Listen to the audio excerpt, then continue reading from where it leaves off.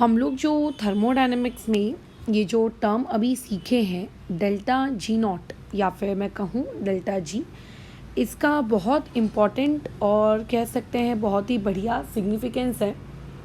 किसके साथ?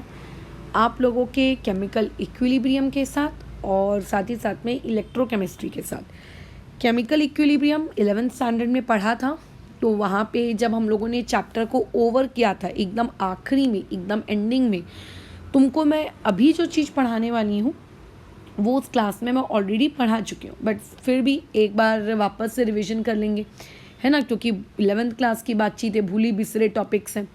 और साथ ही साथ में डेल्टा जी का ई नॉट और सेल के साथ क्या रिलेशनशिप होता है, ये हम लोगों ने कुछ दिनों पहले जब थर्मोडायनेमिक्स नामक चैप्टर पढ़ा था उस वक्त मैंने तुम लोगों को सिखाया है। Delta G not equal to minus of n times of F E not of cell, है ना, फराडेस लॉ वगैरह कुछ कुछ चीज़ें थी, नर्स्ट इक्वेशन, वही वाला चैप्टर एग्जैक्टली। तो क्योंकि इलेक्ट्रोकेमिस्ट्री जस्ट हम लोगों का अभी अभी 12th का ही टॉपिक है, हो चुका है, तो इसीलिए मैं वाली चीज़ रिवाइज नहीं करवाऊंगी। आगे हम लोग कंटिन्यू करते हैं फिर नए टॉपिक के साथ, जो ऑलरेडी केमिकल इक्विलिब्रियम में पढ़ा है, बट स्टिल एक बार फिर से रिकॉल कर लेते हैं क्योंकि काफ़ी वक्त हो गया ना। तो देखो, चीज़ों को आपको थोड़ा सा मैं केमिकल इक्विलिब्रियम का रिकॉल करवा देती हूँ ताकि तुम्हें याद आ जाए। जैसे एक रिएक्शन लिखी है 2A + B is giving you C, 3C कर देते हैं। अब अगर मैं तुमसे ये कहूँ कि इस रिएक्शन का आप मुझको QC लिख कर दीजिए, तो आप इसका मुझे QC कैसे लिख कर देंगे? अगर ये सारी चीज़ें कंसंट्रेशन के टर्म्स में लिखनी हो तो कंसंट्रेशन ऑफ C का क्यूब अपॉन में कंसंट्रेशन ऑफ A का स्क्वायर और कंसंट्रेशन ऑफ B, ऐसे जो स्टोइक्योमेट्रीज होती हैं उन स्टोइक्योमेट्रीज को हम देखो कहाँ लिखते हैं, पावर में लिखते हैं, है ना, और प्रोडक्ट ऊपर लिखा जाता है, रिएक्टेंट नीचे लिखा जाता है। ये आप लोगों का पहला पॉइंट। अगर यही सेम चीज़ मुझे QP के टर्म्स में लिखनी हो तो QP के टर्म्स में क्या चेंज आ जाएगा? स्क्वायर ब्रैकेट के बदले में हम लोग नॉर्मल ब्रैकेट का इस्तेमाल कर सकते हैं या फिर नहीं भी करो, चॉइस तुम्हारी है, बट मैं करती हूँ। प्रेशर वर्ड लिखेंगे, P फॉर प्रेशर, किसका प्रेशर? C का, उसका क्यूब, अपॉन में A का प्रेशर और उसका स्क्वायर, अपॉन में B का प्रेशर, ये इस तरीके से। ये ऐसे हम लोग किसको डिफाइन करते हैं?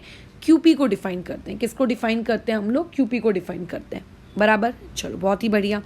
तो हमें ये भी पता चल गया कि QC का क्या लेन देन है, हमें ये भी पता चल गया कि QP का क्या लेन देन है। QC QP दोनों के बारे में हमको पूर्णतः सारी जानकारी है, बराबर। चलो खैर, तो अभी इसी चीज़ को हम लोग अप्लाई करने वाले हैं हमारे थर्मोडायनेमिक्स में। तो एक काम करो, मान के चलते हैं थर्मोडायनेमिक्स में आपको एक जनरल इक्वेशन दी है, small a capital A plus small b capital B, फिर एरो में small c capital C plus small d capital D, जहाँ पे ये जो A B C और ये D है ये स्टोइक्योमेट्रीज है। स्टोइक्योमेट्री समझते हो ना? जब भी हम कोई भी केमिकल रिएक्शन लिखते हैं तो बैलेंसिंग करने के लिए जो सामने में हम लोग नंबर्स लिखते हैं उन्हीं को बेसिकली स्टोइक्योमेट्रीज कहते हैं। तो ये हमारी स्टोइक्योमेट्री है। अच्छा, जहाँ पे capital A capital B reactants है, कैपिटल C कैपिटल D हम लोगों के कौन है? प्रोडक्ट्स हैं, बराबर। ओके, अब होता ऐसा है कि अगर मैं इस पर्टिकुलर रिएक्शन के लिए, ठीक है, एक रिलेशनशिप लिखना चाहूँ डेल्टा जी वाला, तो इसके लिए एक रिलेशनशिप लिखा जा सकता है। क्या है वो रिलेशनशिप? वो रिलेशनशिप है डेल्टा जी इक्वल्स टू, ठीक है, delta G equals to delta G not plus ये जो ऊपर जीरो लगा है ना, इसको हम लोग कैसे प्रोनाउंस करते हैं, से कैसे रीड करते हैं? नॉट वर्ड लगा के, प्लस यहाँ पे लिखते हैं RT LN आपका Q। अब कई लोगों को LN वर्ड देखते बराबर हार्ट अटैक आ जाता है कि यार ये LN क्या है। तो LN इज़ नथिंग, आप LN के बदले में लॉग भी लिख सकते हो, बस फ़र्क इतना है कि लॉग में वो जो बेस होगी वो बेस कौन सी रही होगी? E रही होगी। यानी कि आप लॉग E वाला वर्ड इस्तेमाल करो या फिर आप LN वर्ड इस्तेमाल करो, both are the same thing, कोई फ़र्क नहीं पड़ता, ठीक है। चलो, हो गई कहानी। अगर मैं तुमसे कहूँ कि इसी सेम रिएक्शन के लिए आप मुझे QC लिख कर, अब देखो यहाँ पे मैंने लिखा है Q, अब ये क्यू क्यूसी भी हो सकता है, ये क्यू क्यूपी भी हो सकता है, इट कैन बी एनीथिंग, कुछ भी हो सकता है। तो हम लोग क्यूसी के लिए डिफाइन कर लेते हैं, क्यूपी के लिए देखते बैठेंगे, वो आखिरी में सिमिलरली करके उसको लिख देंगे। तो अगर मैं तुमसे पूछूं कि क्यूसी क्या है, तो तुम मुझे जवाब नहीं दोगे कि मैम क्यूसी का मतलब है concentration of C raise to the power C, concentration of D raise to the power D upon में concentration of A raise to the power small A, concentration of B raise to the power small B, बराबर, ठीक है। अच्छा, तो अब क्या करते हैं, इसी क्यूसी को उठाओ और उठाकर यहाँ पुट कर दो। तो तुम्हारे पास जो एक्सप्रेशन बनेगा वो क्या बनेगा, delta G is equals to delta G not plus क्या आ जाएगा आप लोगों का आर टी के बाद ये आपका लॉग तो रहेगा ही रहेगा, बेस ई भी रहेगा ही रहेगा। अच्छा, क्यू की जगह पे क्या आ जाना है, concentration of C raise to the power C, concentration of D raise to the power D upon में concentration of A raise to the power A, concentration of B raise to the power B. खत्म कहानी, almost ख़त्म हो गई है। वैसे तो हमको एक रिलेशनशिप मिल गया, बट हम चाहते हैं कि इस रिलेशनशिप की स्टडी की जाए एट इक्विलिब्रियम, कि आखिर इक्विलिब्रियम पर क्या होता है। तो पूरी दुनिया जानती है इक्विलिब्रियम पर दो चीज़ें होती हैं। पहला, आपका डेल्टा जी ज़ीरो हो जाता है। हमने थर्मोडायनेमिक्स की पुरानी क्लासेस में पढ़ा ना कि इक्विलिब्रियम पे डेल्टा जी ज़ीरो होता है, स्पॉन्टेनियस के लिए नेगेटिव होता है, नॉन स्पॉन्टेनियस के लिए पॉजिटिव होता है, बराबर, ठीक है। तो अब उसके अलावा आप लोगों के पास और भी कुछ, बिल्कुल, जब हम इक्विलिब्रियम पे होते हैं तो क्यूसी को आप केसी लिख सकते हो, क्यूपी को आप केपी लिख सकते हो। What do you mean by the term Kc? What do you mean by the term Kp? We have already studied in chemical equilibrium. ठीक है, अब मतलब मेरे हिसाब से तुम्हें शायद समझ में आ रहा होगा कि केमिकल इक्विलिब्रियम वाले टॉपिक की कितनी ज़्यादा इंपॉर्टेंस है, इसीलिए तुम्हें केमिकल इक्विलिब्रियम वहाँ पे पढ़ाया गया था, ठीक है। इतनी ज़्यादा इसकी मतलब समझो औकात है, इतनी ज़्यादा खतरनाक लेवल पर। क्यों है, क्योंकि आप थर्मोडायनेमिक्स पढ़ रहे हो, उसमें केमिकल इक्विलिब्रियम आता है। आप काफ़ी हद तक केमिकल काइनेटिक्स पढ़ते हो, उसमें भी केमिकल इक्विलिब्रियम आ जाता है। और इवन तुम लोग बहुत सारे आगे पी ब्लॉक्स के ऐसे चैप्टर पढ़ोगे या कहीं ना कहीं जहाँ पे तुम्हें ली चार्टिलियास प्रिंसिपल भी आ जाएगा तुम्हारे पास। तो समझिए कि वो पार्ट कितना इंपॉर्टेंट था। और जिस इंसान को केमिकल इक्विलिब्रियम आती है उसी को आयोनिक भी बहुत अच्छे से बन जाती है। मतलब अगर कोई ऐसा सोचेगा कि मैं केमिकल को स्किप करके डायरेक्ट आयोनिक पढ़ूंगा, नो डाउट पढ़ सकता है, बट केमिकल से आयोनिक आए हुए इंसान के अंदर ज़्यादा बेटर फ्लुएंसी होती है। जंप नहीं करना चाहिए ना सिलेबस में, राइट। तो ये इस तरीके का कुछ पॉइंट है, ठीक है, ये इस तरीके का कुछ पॉइंट है, बराबर। अच्छा, तो हमें ये पता चल गया कि इक्विलिब्रियम पे होता क्या है। अगर इक्विलिब्रियम पे तुम लोगों का डेल्टा जी बराबर ज़ीरो है तो क्या मैं ये लिख सकती हूँ कि देयरफॉर आप डेल्टा जी की जगह ज़ीरो इक्वल टू आपका डेल्टा जी नॉट। अब देखो, तुम चाहो तो अपने फॉर्मूले को बेस ई में रख सकते हो, बट जैसा कि तुम जानते हो कि बेस ई में अच्छा नहीं लगता ना फॉर्मूले को रखना, है ना। बेस ई में क्यों रखें यार फॉर्मूले को फालतू के, बल्कि बेस 10 में हम लोग रखते हैं, है ना। हम लोग किस में रखते हैं, बेस 10 में रखते हैं, क्योंकि बेस 10 में रखने से क्या होता है, आसानी होती है चीज़ों को याद करने में वगैरह वगैरह, है ना, डिफ़िकल्टी नहीं होती, बहुत अच्छा लगता है। तो इसीलिए हमने क्या किया है, इसको बेस 10 में कन्वर्ट कर दिया। तो बेस 10 में कन्वर्ट करने के लिए क्या करते हैं, 2.303 से मल्टीप्लाई करते हैं। इतना तो अब तक रट जाना चाहिए। ये लॉग ई का लॉग बेस 10 में कन्वर्ट हो जाएगा। अच्छा, ये जो पूरा का पूरा क्यूसी था, इस क्यूसी को बेसिकली मैं क्या लिख सकती हूँ, आप लोगों का केसी लिख सकती हूँ, है ना। मैंने क्यूसी का एक्सप्रेशन लिख दिया है, ये बड़ा सा, बट इस एक्सप्रेशन को बड़े से इस क्यूसी को हम लोग शॉर्ट फॉर्म में क्या लिख सकते हैं, केसी लिख सकते हैं, ठीक है। अच्छा, अब अगर मैं इसको थोड़ा सा मैथमेटिकली अरेंज करूं तो यहाँ से डेल्टा जी नॉट की तुम्हें नहीं लगता एक वैल्यू आ गई -2.303, आप लोगों का आर टी लॉग बेस 10 और यहाँ पर KC. So this is your formula, ठीक है। ये आप लोगों का वो फॉर्मूला है किस चीज़ को डिराइव करने के लिए, एक रिलेशनशिप जिसमें डेल्टा जी नॉट भी है और जिसमें आप लोगों को साथ में वहाँ पर क्या दिख रहा है, केसी। अगर रिएक्शन मान लेते हैं प्रेशर के टर्म्स में हो रही होती, मतलब आप लोगों के पास अगर कोई एक ऐसी रिएक्शन होती जिसमें आप लोगों के पास कंसंट्रेशन इन्वॉल्व नहीं है, ठीक है, जिसमें आप लोगों के पास क्या इन्वॉल्व है, आपके पास gaseous reactants and gaseous product है। तो ऐसे गैसियस रिएक्टेंट और गैसियस प्रोडक्ट के लिए हम लोग ऑब्वियस है कि केसी नहीं लिखते हैं, वहाँ पे हम लोग क्या डिफाइन करते हैं, वहाँ पे हम लोग के पी डिफाइन करते हैं, ठीक है, क्या डिफाइन करते हैं, K P. So therefore delta G not is equals to minus of 2.303 R T log base 10 K P हो जाएगा वाली चीज़। और के पी किस तरीके से लिखते हैं, केमिकल इक्विलिब्रियम में देखे थे आप लोगों ने, किसके टर्म्स में, आपके पार्शियल प्रेशर के टर्म्स में लिखते हो। डन। वैसे तो आप लोगों का इतना पार्ट है, अब इसके आगे का जो पार्ट है ना, वो आगे का पार्ट जैसे अगर मैं बात करूँ तो महाराष्ट्र स्टेट बोर्ड की अगर टेक्स्ट बुक की बात करूँ उसमें इसके आगे का पार्ट नहीं है। मतलब बोर्ड्स के हिसाब से, बोर्ड्स में ज़्यादा से ज़्यादा उन लोगों को जो महाराष्ट्र स्टेट बोर्ड की टेक्स्ट बुक पढ़ते हैं, उनका बोर्ड एग्जाम्स देने वाले हैं, उन लोगों को ज़्यादा से ज़्यादा चीज़ें सिर्फ इतनी मिलेगी। और रही बात एनसीईआरटी की, तो एनसीईआरटी तो ये वाले थर्मोडायनेमिक्स चैप्टर को 11th में इंक्लूड करती है, तो उन लोगों को तो वैसे भी बोर्ड्स के पेपर में ये वाला चैप्टर पूछने वाला वो नहीं है। बट एक डिस्कशन कर लेते हैं जो कि बहुत ज़्यादा ज़रूरी है, मुझे लगता है कि इस पॉइंट पर डिस्कशन होना चाहिए। वैसे ये डिस्कशन हम लोगों ने केमिकल इक्विलिब्रियम में भी किया है, बट खैर फिर से एक बार रिपीट करते हैं। तो क्या हो जाएगा, देखो डेल्टा जी नॉट अभी अभी हमने प्रूव किया क्या होता है, माइनस ऑफ 2.303 आर टी और लॉग बेस 10 और यहाँ पे के। अब के देखो के पी भी हो सकता है, अगर प्रेशर के टर्म्स में लिखोगे के सी भी हो सकता है, इवन मोल्स के टर्म्स में भी लिखते हैं। तो इसीलिए मैं वहाँ पे बेटर है, मैं वहाँ पे ना के पी लिख रही हूँ ना के सी लिख रही हूँ, वहाँ पे बस मैं लिख दे रही हूँ के इक्विलिब्रियम, यानी कि वो इक्विलिब्रियम कांस्टेंट है। और डेल्टा जी नॉट का एक बहुत ही फेमस फार्मूला जो इसी चैप्टर में हम लोगों ने सीखा है, delta H not minus T times of delta S not. ये आपके पास ये दो इक्वेशंस है, this is your equation number 1, this is your equation number 2। ध्यान रखना ये वाला पार्ट्स बोर्ड में नहीं है, 12th बोर्ड्स जो महाराष्ट्र बोर्ड देने वाले हैं। तो अगर किसी का ऐसा एम है कि जो स्पेसिफिकली ये वीडियो जिनके हाथ लग गया है बोर्ड स्पेसिफिक, तो वो लोग इसके आगे का पार्ट ना देखें, वो यहाँ से छोड़ दो, ठीक है। फ्रॉम 1 and 2 वाले पार्ट को अगर मैं देखूँ तो लेफ्ट साइड मेरा सेम है, तो मैं राइट साइड को भी सेम या इक्वेट कर सकती हूँ। तो minus of 2.303 R T log base 10 और यहाँ पे के इक्विलिब्रियम और इक्वल्स टू कितना आ जाएगा, delta H not minus T times of delta S not. हम कर क्या रहे हैं, हम एक बहुत इंपॉर्टेंट चीज़ करनी है, उस इंपॉर्टेंट चीज़ की तैयारी कर रहे हैं।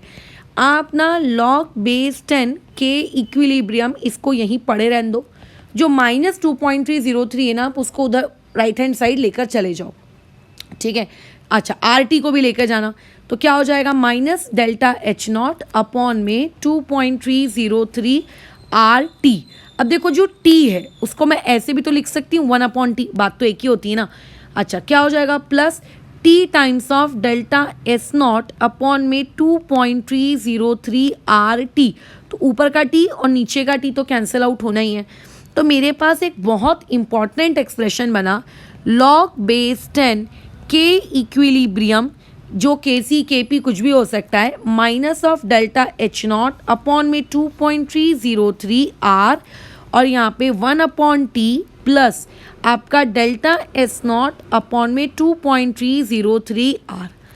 क्या मतलब है इस रिलेशनशिप को निकाल कर लिख कर, ये इसीलिए ये इतना इम्पॉर्टेंट है, या फिर इसका मैं कहूँ इसीलिए इतना ज़्यादा इम्पॉर्टेंस है क्योंकि अगर मैं एक ग्राफ प्लॉट करूँ किसके वर्सेस, लेट से मेरे को ग्राफ प्लॉट करना है सच दैट कि मैं चाहती हूँ कि जो log 10 के इक्विलिब्रियम आपको दिख रहा है, ये क्वांटिटी मेरी कहाँ पर हो, ये क्वांटिटी मेरी y एक्सेस पर हो। मैं चाहती हूँ ये जो 1/t है ये पूरा का पूरा 1/t मेरा कहाँ पर हो, x एक्सेस पर हो।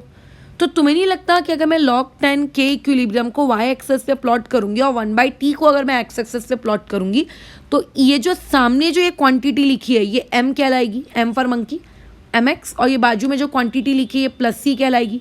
और अगर कभी भी कोई भी equation y equal to mx plus c वाले फॉर्मेट की होती है तो इसका नेचर कैसा होता है, straight line having y intercept, है ना, मतलब y एक्सेस को काटती हुई ये जाती है, तो ये एक स्ट्रेट लाइन होगी। खैर इतना तो हमें पता चल गया।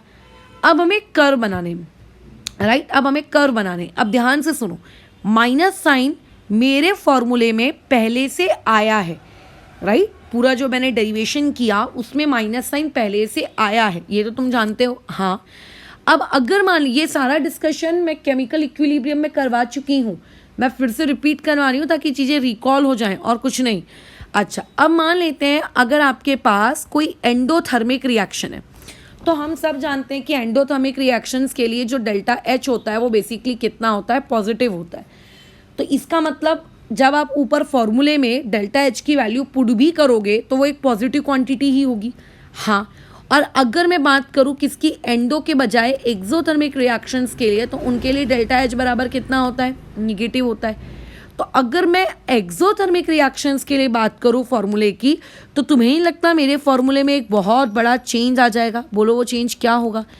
क्योंकि एंडो में डेल्टा एच पॉजिटिव है तो minus of delta H not वैसे का वैसे ही रहेगा, बराबर। Minus of delta H not वैसे का वैसे ही रहेगा आप लोगों का। अच्छा, बिल्कुल ये चीज़ वैसी की वैसी रहेगी, ओके।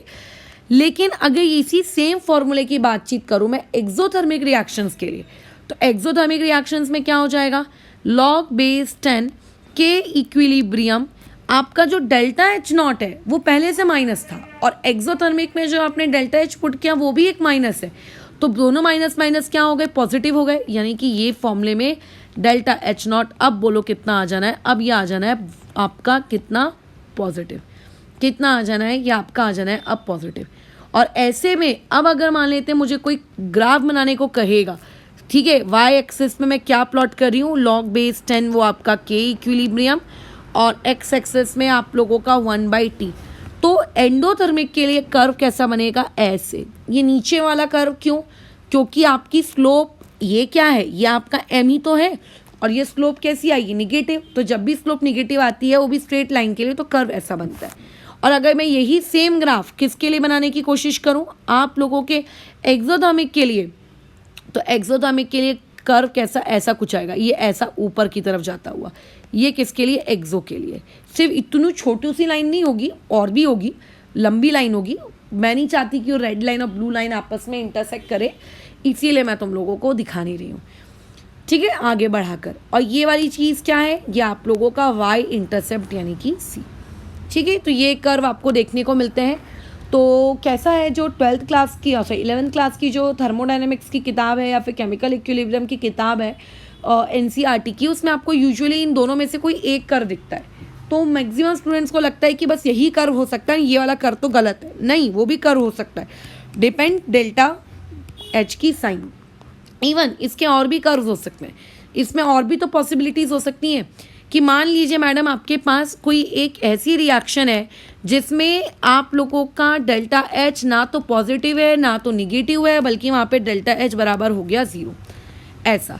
तो अगर डेल्टा एच बराबर 0 हो जाएगा तो हमारा जो फॉर्मूला है जिसके हिसाब से हम कर्व प्लॉट कर रहे हैं, उसमें ये पूरा का पूरा क्वांटिटी आपका 0 हो जाएगा, है ना, पूरा का पूरा क्वांटिटी आप लोगों का 0 हो जाएगा। अच्छा, मतलब वो चेंज ही नहीं हो रहा, बेसिकली वो चेंज ही नहीं हो रहा। ऐसे सिचुएशन जब आपका डेल्टा एच बराबर 0 हो जाए, और उस पर्टिकुलर सिचुएशन में अगर आपको कर्व प्लॉट करना हो किसके बीच में, 1/t वर्सेस उसके बीच में, तो इसका मतलब वो चेंज ही नहीं हो रहा है, वो ऐसा आपका मस्त स्ट्रेट लाइन है। तो ये सिचुएशन कैसी है, डेल्टा एच नॉट आपका यहाँ पे क्या है, 0 है, ठीक है, बराबर। अच्छा, इवन मैं तुम्हें एक चीज़ और बताना चाहूँगी कि ये जो मैंने ऊपर रेड कलर का आपका कर्व बनाया है, ये रेड कलर का कर्व मैंने एंडो के लिए बनाया है, यानी कि डेल्टा एच मेरा पॉजिटिव है, पॉजिटिव यानी कि ग्रेटर देन 0। मैडम एंट्रोपी के बारे में क्या कहना है कि एंट्रोपी पॉजिटिव है कि निगेटिव है? तो देखो, मैंने डेल्टा एस नॉट का जो मेरा फॉर्मूला है, ओरिजिनल फॉर्मूला, उस फॉर्मूले में पहले से पॉजिटिव आया है ना, और मैंने कुछ चेंज भी नहीं किया है। और मेरा कर्व कैसा है, ये मेरी पॉजिटिव वाई एक्सिस है, पॉजिटिव वाई एक्सिस को कट मार रहा है ना, इसका मतलब यहाँ पर डेल्टा एस आपका ग्रेटर देन कैसा है, 0 है, ठीक है। और ये जो मैंने ब्लू कलर का कर्व बनाया है, इसके लिए भी डेल्टा एस ग्रेटर देन 0 है, ठीक है, क्योंकि अभी भी पॉजिटिव वाई एक्सिस पर ही हो आप। बस इतना है कि अब इसके लिए डेल्टा एच आप लोगों का निगेटिव हो गया है, यानी कि लेस देन 0, ठीक है। अब इसके लिए क्या हो गया आप लोगों का, लेस देन 0।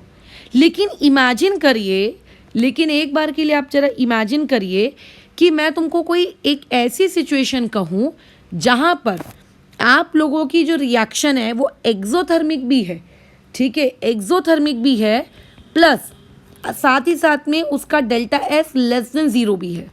अभी ऊपर क्या डिस्कशन चल रहा था कि delta S greater than zero है, चाहे कुछ भी हो जाए, पॉजिटिव एच के लिए, नेगेटिव डेल्टा एच के लिए, इक्वल टू डेल्टा एच के लिए हमेशा आप अपन डेल्टा एस नॉट को क्या ले रहे थे, ग्रेटर देन ज़ीरो ले लेते थे। बट इमेजिन करिए एक ऐसी सिचुएशन जब आपका डेल्टा एच जो है वो लेस देन ज़ीरो है और डेल्टा एस भी आपका लेस देन ज़ीरो है, दोनों नेगेटिव। तो देखो डेल्टा एच क्या है, ये बेसिकली उस पर्टिकुलर फॉर्मूले में स्लोप है ना, स्लोप का टर्म है। और डेल्टा एस क्या है, ये वाई इंटरसेप्ट का टर्म है। तो ऐसे केस में डेल्टा एच आप लोगों का लेस देन ज़ीरो हो रहा है, delta H less than zero हो रहा है, इसका मतलब ये कि आपकी जो स्लोप है वो डिक्रीजिंग नेचर की है ना। स्लोप आप लोगों की कैसे नेचर की है, डिक्रीजिंग नेचर की है।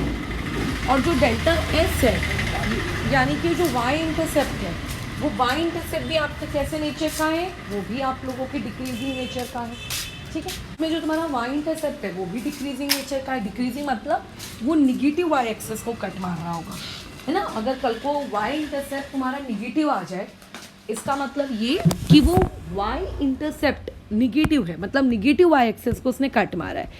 तो कैसा कर्व बनाएंगे कि ग्राफ डिक्रीजिंग भी आ जाए एज वेल एज वो आप लोगों का Y axis negative Y axis, negative Y axis मतलब ये नीचे वाली वाई एक्सेस, इसको भी कट मार दे।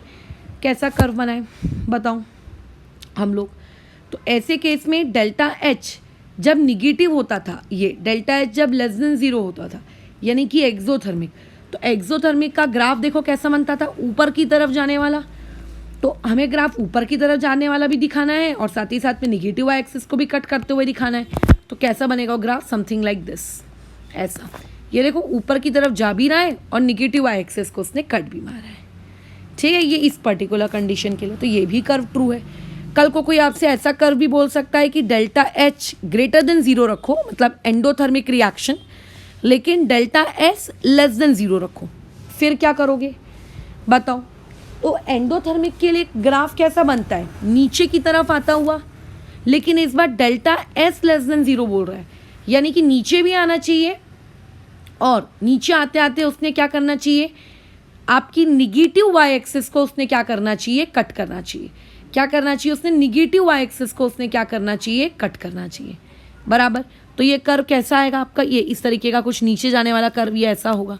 देखो निगेटिव वाई एक्सिस को कट भी कर रहा है और नीचे की तरफ भी जा रहा है, ये इस तरीके का, ये भी आपका करेक्ट कर्व है। तो अलग अलग कंडीशंस दी हो सकती हैं, उन अलग अलग कंडीशंस के लिए आपको अलग अलग प्रकार के कर्व पूछे जा सकते हैं।